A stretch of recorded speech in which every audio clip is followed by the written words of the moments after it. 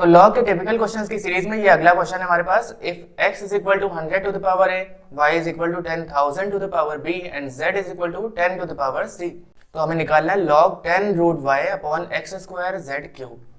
तो चलिए इसको देखते हैं कैसे अप्रोच करना है। सबसे पहले तो x y z को थोड़ा और सिंप्लीफाइड फॉर्म में लिख लेते हैं। तो x क्या हो जाएगा 10 स्क्वायर और बाहर a लगा है पावर, यानी 10 की पावर 2a हो जाएगा। इसी तरह y क्या हो जाएगा 10 की पावर 4 और बाहर b लगा हुआ है, यानी 10 की पावर 4b हो जाएगा। और z तो वैसे ही रहेगा 10 की power c as it is. अब चलिए वैल्यूज पुट कर देते हैं x y और z की जगह।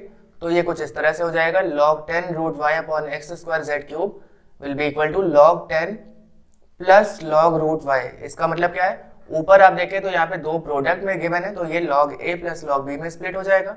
इसी तरह नीचे भी दो प्रोडक्ट में, वो भी log c plus log d में, लेकिन क्योंकि डिवाइडेड है तो वो क्या हो जाएगा log a plus log b minus log c plus log d। देखिए कुछ इस तरह से ये हो जाएगा log a plus log b minus log c plus log d। Alright, कुछ इसी तरह से यहाँ पे स्प्लिट किया है इसको।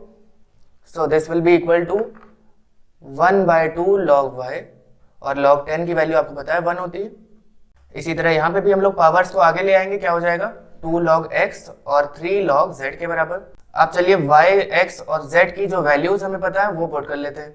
तो y क्या है 10 की पावर 4b, यानी 1 plus 1/2 log 10 to the power 4b। इसी तरह जहाँ पे x है और जहाँ पे z है वहाँ पे उसकी वैल्यूज लिख दी। अब फिर से देखिए तो जो पावर्स है वो फिर से आगे आ जाएंगी, यानी 4b आगे आ जाएगा यहाँ पे, 2a और इसी तरह c, यानी 1 प्लस 1/2 4b इंटू log 10।